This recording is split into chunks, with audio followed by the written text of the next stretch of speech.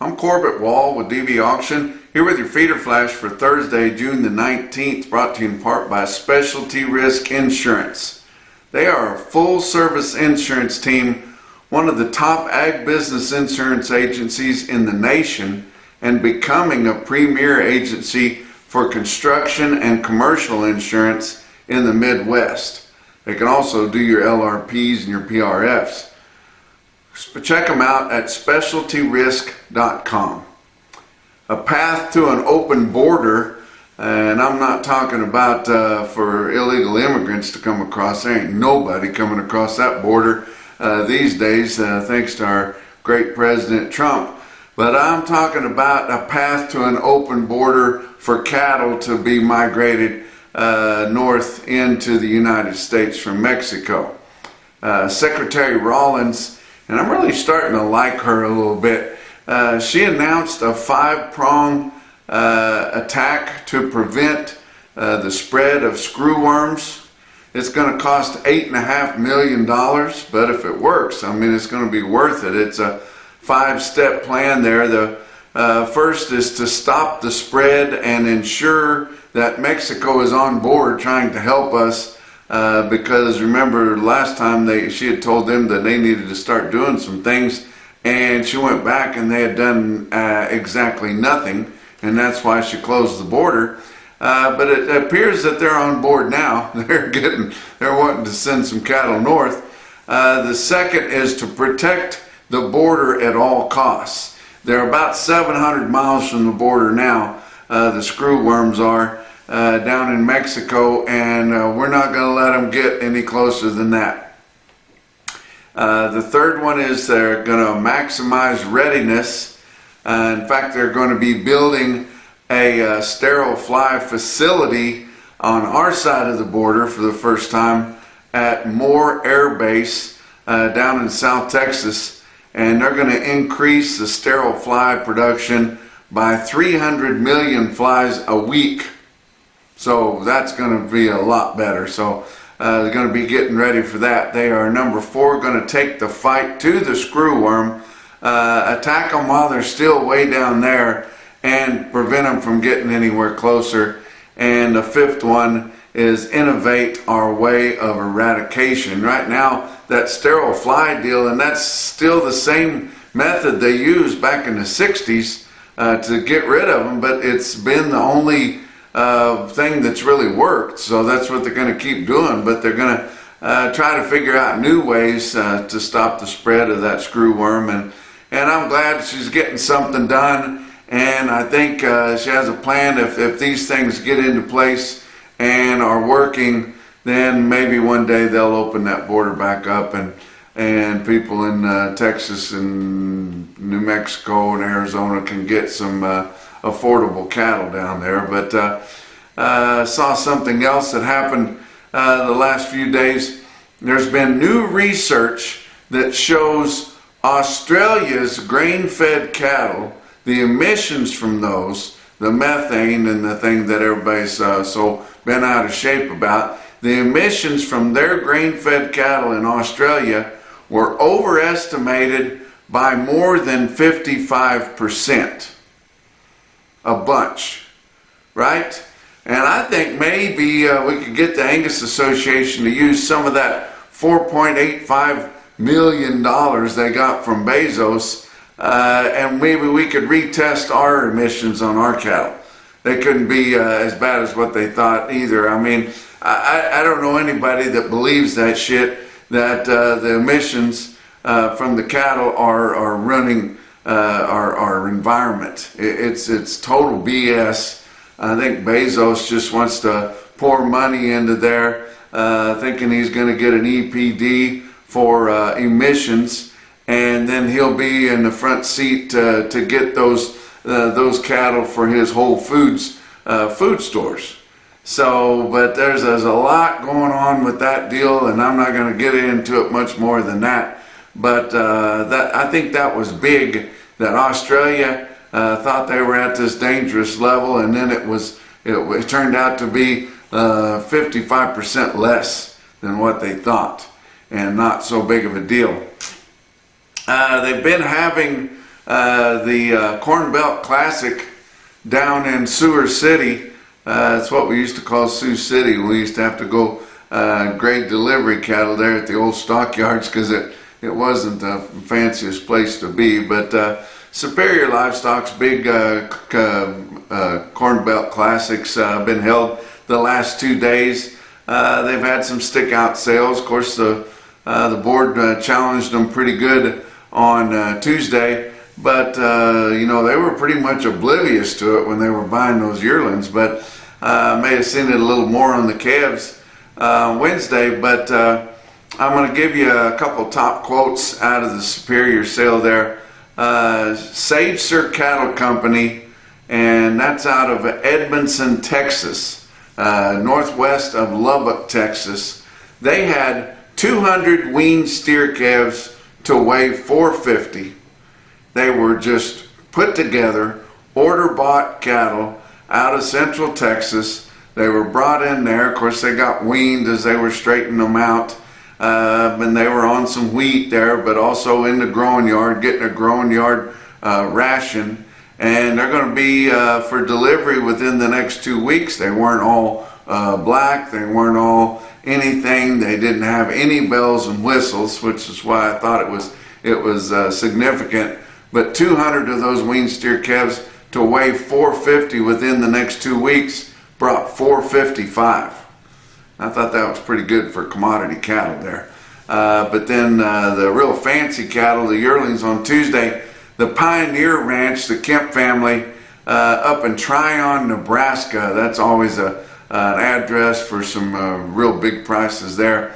But they had 246 head, base weight of 850 pounds.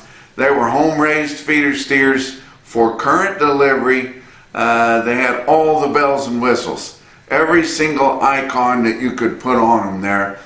So I guess you could do anything you wanted to, but a lot of times they just buy them and treat them like regular cattle, hoping they're going to get more whenever they give them an implant. But they had all the bells and whistles, would fit any program you'd want to put them into, but they weren't green. They were getting a growing ration of hay, distillers, silage, and corn, but those 246 steers to weigh 850 pounds right away still brought 332. Wow, big price, and I thought that was significant there. Let's talk about your board on Wednesday. June live cattle futures up $1.05 at 224.30. August was up 102 at 211.67. Gained back some of those big grounds that they lost the day before, but your back months were mixed and everything was kind of helter-skelter just everywhere. But back months on live cattle from 120 lower to 67 cents higher. So it's searching for a home there. That board is just going every which way. August feeder cattle up 82 cents. Now that's a far cry from how much they were down on Tuesday, but it did gain a little bit of ground back. 304.17. September was up 90 cents at 303.80. Your back months in a big wide range, just like live cattle, from down $1.40 to up 90 cents. So kind of a crazy deal there. We got a holiday coming up here on Thursday, Juneteenth. And people are getting real excited about those kinds of holidays, so they want to shut everything down. And then don't forget, we got Cattle on Feed report coming out on Friday. July corn was up 1 1/4 cent a bushel at 432 3/4. Beans down 1 1/4 cent at 1072 3/4. And hard red winter wheat for July up 22 1/4 cent. That's something big right during harvest that'll change people's minds there. But that was at 570 a bushel. Your fat cattle trade finally got with it on Wednesday, and after we saw a little basis jumping on Tuesday with the board down hard, we saw your market kind of settle in and trade quite a few cattle on Wednesday, and they've traded the bulk of what they will trade in the north anyway.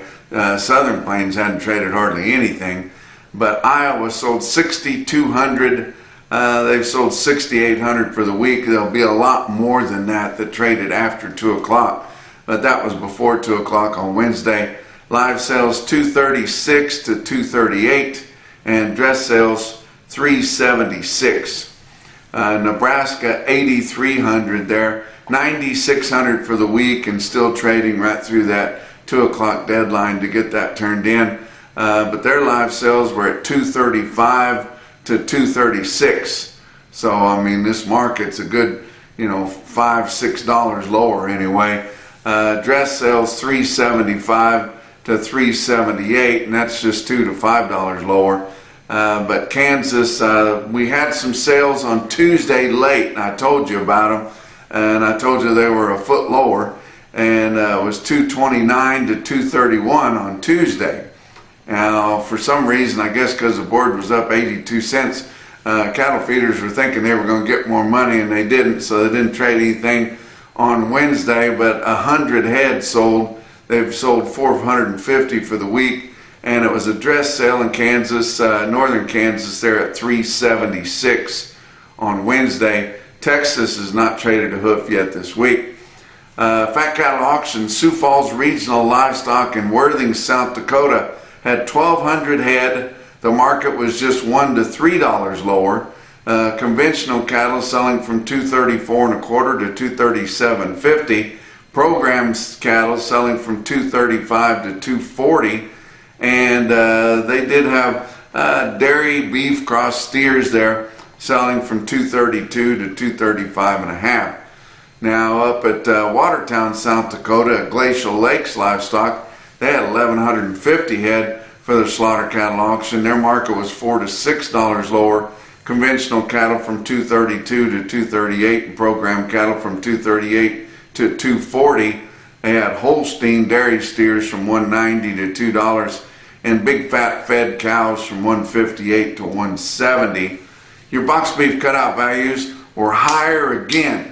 They just keep going up, and I mean, they are gaining big ground there, because it's just every day. Choice cuts 388.87 up 236, and selects were up just 20 cents at 372.74. Slaughter for the first 3 days of the week, 334,000. That's 7,000 less than this point last week, and 23,000 less than the same week a year ago. Talk about what else is going on. Legacy Beef Co-op. Invest in that cooperative there through Legacy Beef. That's the Cattleman's Heritage Beef plant that they're constructing near Council Bluffs, Iowa. Invest in that and become a member of that co-op, whether you're a farmer feeder or not. It's a good investment. You'll be able to gain value in those shares. And you can also reserve a spot to harvest cattle there in that plant once you become a member, and you can reserve those spots for just $10 a head, and those will become valuable as time goes on. For more information, go to legacybeefcoop.com, and I'm going to once again attach that video with James Timmerman, who is running that Legacy Beef Co-op, for more information. Talk about your feeder cattle market, brought to you by Specialty Risk Insurance, working to protect your livelihood. Your real-time index late on Wednesday, after all your sales had concluded, ended the day on Wednesday at 312.50. That was down just 36 cents, so basically steady. Your latest CME cash feeder cattle index, 311.04.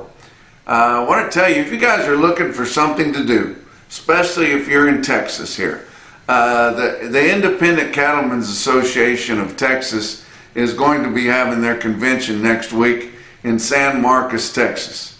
I'm going to be going down there. I'm going to be giving a talk there on Thursday, but it is a good time. I've been going for the last several years. If you've never tried it, I know you'll like it. I tell you what, you don't see the National, Beef Corporate Beef Association. You don't see all those lovers there, suits and boots and all that shit. No, it's just producers and grassroots people and people that want to talk about the issues, the real issues. They don't leave out the hot button issues just so everybody gets along. They get in there and they talk and ask questions and learn new things. And there's a lot of people there. It's a good conference. I'm going to have a booth there in the trade show. And the trade show is very impressive too. But it starts on the 25th. Starts on Wednesday of next week and runs through Friday, and it's in San Marcos, Texas there. But it is a really good time, and you'll meet people that you like, and I tell you what, it's worth going to. Now, talk about your big sales on Wednesday. Of course, OKC West, El Reno Livestock Market, they had 6,100 for their two-day sale with the calves on Tuesday. Feeder steers on Wednesday were unevenly steady. And it's amazing how many markets we've seen like that, major markets this week that were unevenly steady. And feeder heifers were 2 to 7 lower. Your steer calves were 1 to 5 higher. Heifer calves steady to $3 higher. Did have the sale for Wednesday I pulled out, and it was your superior steel sales, superior standard cattle handling equipment stick out sale of the day. Just your Wednesday sale there. Check out the best tested weights, and they were all heavy because they had the calves on Tuesday. But 670 head of 7-weight steers in El Reno, average 740 at 320.59. 987 head of the 8-weight steers averaged 862 at 301.37. 671 head of 9-weight steers averaged 947 at 286.43. Look at the heifers. There were 400 7-weight heifers, averaged 752 with a weighted average price of 284.81, and 406 head of 8-weight heifers with an average price of 842 at 273.36. Pretty good sale there. The most impressive quote that I saw for a stick out deal, high quote for the day, was 212 head of 863 steers. I assume they were some of those Speak Ranch cattle, but I don't know that, but I'm going to assume that they were. But weighed 863 at 315 and a quarter. Pretty good sale. And don't forget, Joplin Regional Stockyards is having their value added sale today on Thursday. Starts at 9 o'clock in the morning. They're expecting about 5,000 head of cattle. They'll all be 60 days weaned, all had their shots. They'll have bigger, more uniform bunches, and it won't take long for that sale to go because they'll sell them right through there pretty fast, and there won't be very many little deals. So check them out on DVAuction.com here today on Thursday. Some other stick-out sales impressive for the day was Bloomfield Livestock Market in Bloomfield, Iowa. They sell 61 steers, weighed 819 at 328. That's getting up there, boys. But the most impressive quote that I saw on Wednesday in your Macrocin, no BS, top quote for the day, come out of Decorah Sales Commission in Decorah, Iowa. It was 110 steers, weighed 967 at 306.50. And that's your feeder flash for Thursday. I'm Corbett Wall with this feeder flash feature. I'm going to be interviewing James Timmerman here with Legacy Beef Cooperative and Cattlemen's Heritage Beef.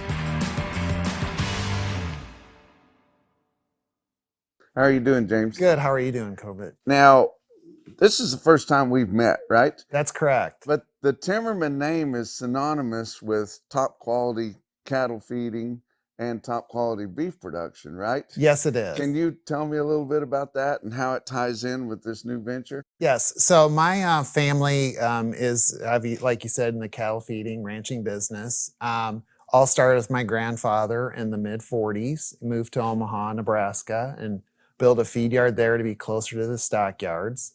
My dad and his brothers took over the family business and grew it in western Nebraska and eastern Colorado. And they themselves got involved in beef processing in the mid-90s. And so that family legacy really is expanded to two brothers and cousins who are in the cattle feeding business. And myself, I kind of chose a little different path and went into beef processing and was in the business for 25 years. And so it's kind of led me here to Legacy Beef Co-op. So you got a lot of background in this industry. What drew you to Legacy Beef Cooperative and Cattlemen's Heritage Beef? So I've heard about the project for the last few years and just got a little bit of information. We discussed the co-op model. I thought it was perfect for the industry at this time in kind of the development of beef processing. And so I really wanted to be part of the team, and kind of coincidence, they were needing some assistance with the co-op. And so then in October of 2024, I decided to join Legacy Beef and work on the project. So last time we were interviewing Chad Tenninger, and you have become involved with him with this venture, right? That's correct. Okay. Now he has experience in this, and he was telling us about the efficiencies that he's put into this new plant. Do you see these efficiencies and how they're going to help the success of this plant in the long run? I really do, because a lot of the plants now being developed in the last 4 or 5 years, the technology is really really amplified to where it was, where there's a lot more robotics involved in the actual processing and the sorting of beef products, also in the storage, where it really helps reduce the labor needed for beef processing, which in turn, with labor being the biggest cost, reduce the cost and makes the plant much more efficient. I see. James, can you give our audience just a kind of an overview of Legacy Beef Cooperative and Cattlemen's Heritage Beef, what we're talking about exactly? Yes. So Legacy Beef Co-op is the co-op that producers will join and be members of. Cattlemen's Heritage is the beef processing plant being developed near Council Bluffs, Iowa. So the members of Legacy Beef will be equity members in Cattlemen's Heritage, and the equity we raise through the co-op, they will be 20% owners of Cattlemen's Heritage.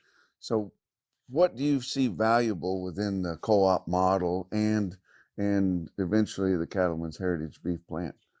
What I like a lot about the co-op model is that it allows small to medium-sized cattle producers to be involved, one, in a co-op that helps them out in their operations. Plus, I think within the beef industry, I think we do need more producer involvement. So with this model, if you join the co-op and become a member of the co-op, you also have the opportunity to invest in Cattlemen's Heritage Beef as well. So you do have a little bit of equity into cattle and beef production.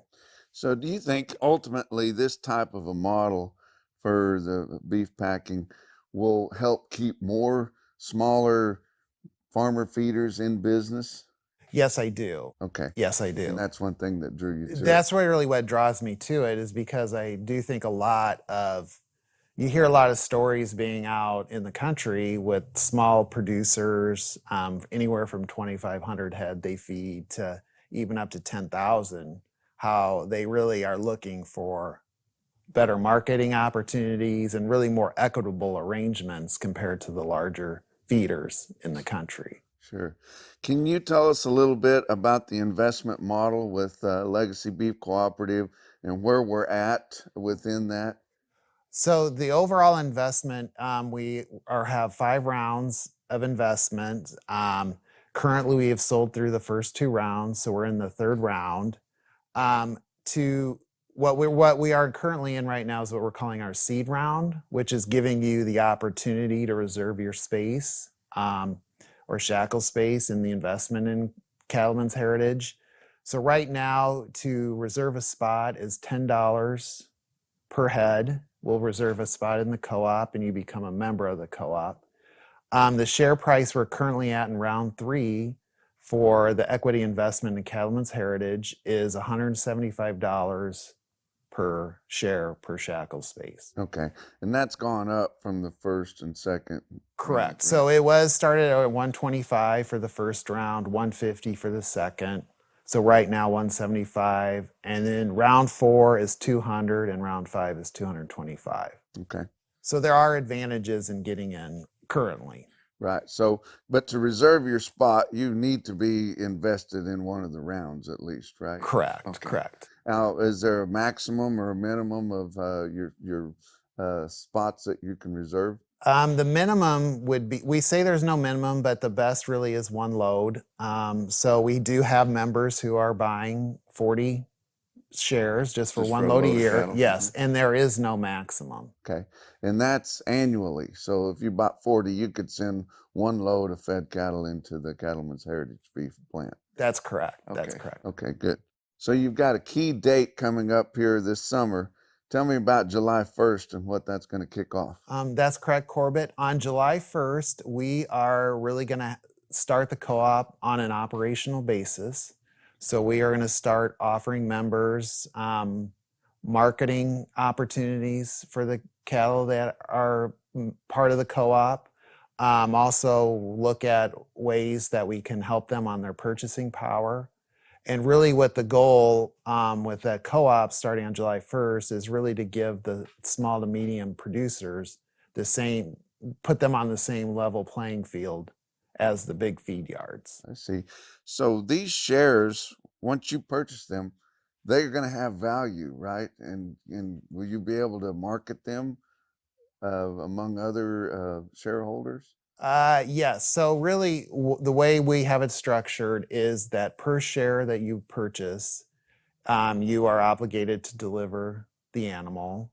Then if you feel like you cannot make the delivery, then you do have the ability to lease those shares out to other members Okay. of the co-op that they can, you can have some value owning these shares, and you can have cattle delivered on those shares. We've seen something similar to this with U.S. premium beef in Kansas. So, and that those shares have become pretty valuable. Do you see that happening with this venture? Yes, I do. Okay. Yes, I do. Okay, great. What kind of cattle are we looking to harvest at Cattlemen's Heritage Beef? Do you have a target? Currently, we don't have a specific target, but as most beef processors, we're looking for a high grade, high quality beef. But really, we're not going to specify exactly what we need to have delivered. So, James, this whole venture has kind of been based off of marketing the cattle off of the dressed beef price rather than the live market or the way some of your big four packers price the cattle or purchase the cattle. Can you tell us a little more about that? Yes. So we are looking for the pricing the cattle is using the USDA choice market as the base, and plan on gridding the cattle with premiums and discounts based off of USDA choice, which is different than buying them live or buying them just dressed beef. Right. And the market's been really good, all-time record highs here posted within the last few months on every class of cattle that there is, but that's not going to last forever. That's correct. So That's correct. we may be able to insulate some of these producers from the downside of this going forward, don't you think? Yes, yes. We feel like, really with the pricing model we have in place for the cattle, it gives protection because you're going to be paid what the plant is selling you beef for. So you really get the true value of your beef. I see. So you're basically going to be sharing more of the pie than what cattle feeders are used to, the way things have been set up, right? Yes, that's Okay, correct. great. Yes. So this is primarily set up for smaller feeders. Of course, a bigger feeder could get involved in it too. But how many cattle are we looking to harvest annually? So annually, we're looking to harvest about 525,000 head annually. So 2,000 head a day on one shift per day. So is that how many shares there's going to be put out then is 525,000 That's correct. annually? Yes, Okay, yes. so all of those cattle. So you won't be having to get short of cattle and be looking for them. You'll know that they're coming. How will you schedule the cattle in? The way I look at it is that really once you know your cattle are ready to come in, you need to call us. We'll schedule based on really first come, first serve. If you call, we'll put up if we know the week your cattle are ready, we'll schedule them. But we also will probably need to go out on the market some in certain months, especially in the summer, To fill some to gaps. fill in some I gaps. see. Okay. Now, you're also looking at producers further in the line to maybe fill some of these gaps, and you've got a cow-calf program or a cow-calf producer program. Can you tell us a little bit about that? Yes. So we are looking and visiting with cow-calf producers all throughout the country. And as you know, the market right now, they are selling their calves with a pretty good profit. But as we also know that the market there will be a downturn. So what we are really is targeting with cow-calf producers is that they become members of the co-op. They own the shares, so it really gives them a lot of flexibility based on the market. Either they can sell their calves like they currently are now, and then lease their shares out to the feeders who buy them. But then the cow-calf would still get benefits of ownership in terms of delivery fees and equity. But they also gives them a little protection that if they want to retain ownership in their calves, they can feed them out and then have somewhere to go that will still give them a hedge and true value of what their carcasses are worth. Right. So Legacy Beef Cooperative has pretty much all been set up to get the investment and get the core to get Cattlemen's Heritage Beef going, right? Correct. Okay. And do we have a time frame on Cattlemen's Heritage Beef when we think we would have that going and could start harvesting some cattle? Currently, we are still scheduled to start groundbreaking towards the end of this year, which would it's a 2-year construction project, so probably the beginning of 2028.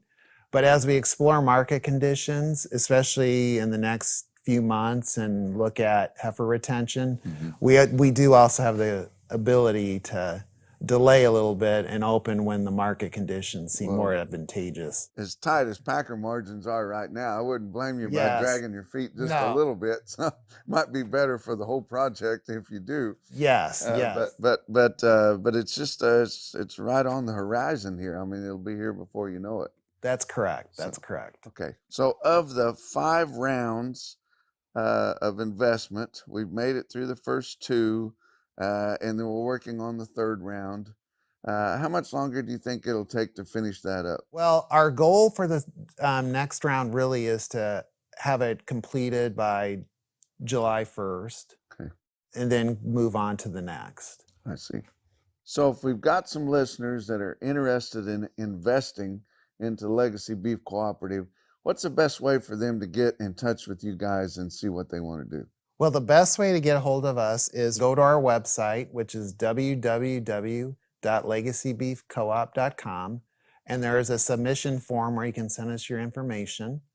You can email me directly at james@legacybeefcoop.com or call me at 531-375-6559. Well, we're moving right along on this Legacy Beef Cooperative investment, and it won't be long before we're going to have groundbreaking on this Cattlemen's Heritage Beef plant. It's an exciting new venture, the efficiencies we've talked about, and it was great to get to talk to you and learn more about this project. Oh, thank you very much. I'm glad I could share it with you. Until next time, I'm Corbett Wall with this Feeder Flash feature.